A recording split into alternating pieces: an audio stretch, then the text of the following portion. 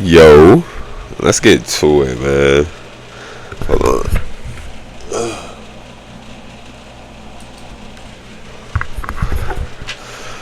Yo.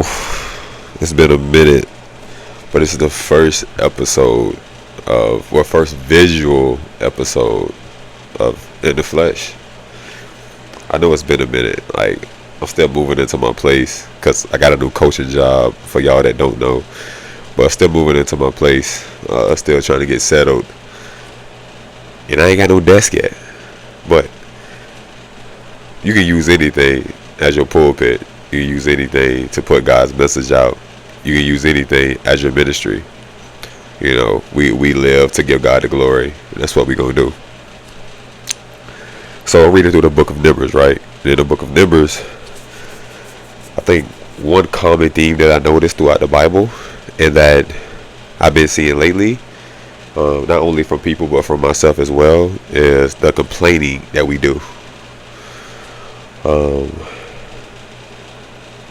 we are rebellious, and usually in that rebellion we are discouraged, and we refuse to believe that the Lord will take care of us. Like, not even my friends, but even me. I remember I used to get mad at the things that I wanted, you know, other things that I thought I deserved, and I'm like, God, like, I'm doing all of this stuff, and you got people over here who don't believe, and they getting blessed with all this stuff, or at least that's what it seemed like. Not knowing that God is already taking care of us. Like, He's a God of order. He's a God of provision. He's a God of, like, down the road. We are people of right now, and that's the problem. Um, God actually protected the Israelites in Numbers, and but for them, just like for us, sometimes it's hard to see because we're focused on things that do not matter. Um, Mind you, the grace that He gave them in that desert is crazy. And thank God for Moses interceding on their behalf, because he could have wiped them all out multiple times because of them being faithless and ungrateful of His grace and of His mercy. There's a verse, I didn't get the book, but if you do got the book, please intercede on my behalf and come forward.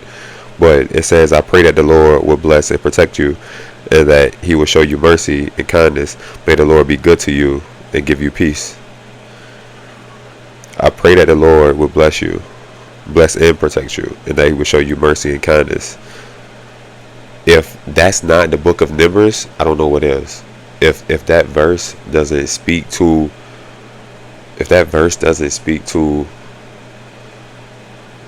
that book, I don't know what does, because that's all that we see.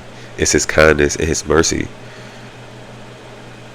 You know, He even allowed their kids to enter the promised land. Y'all might won't enter it because of your lack of belief, but your kids will enter it. And he didn't even have to do that.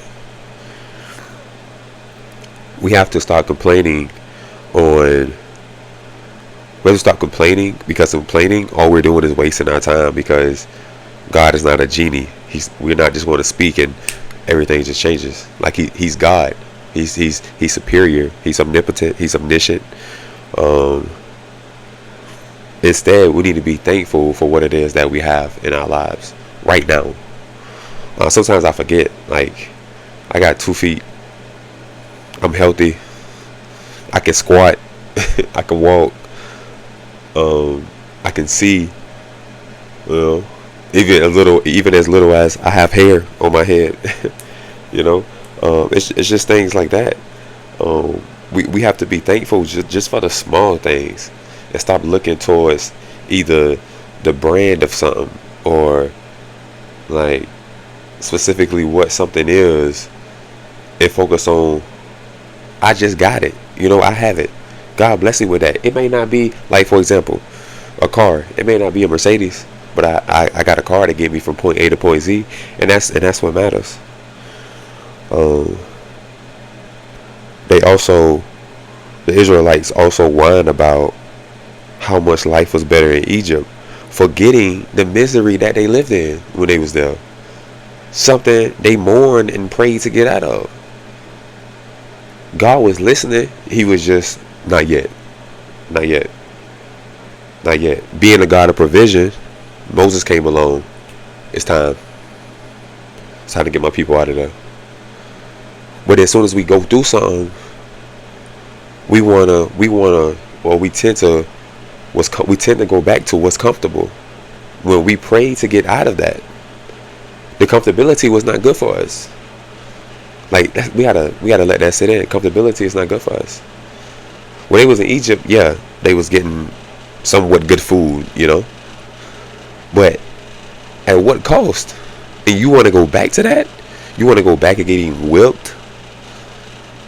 People yelling at you, probably cursing at you.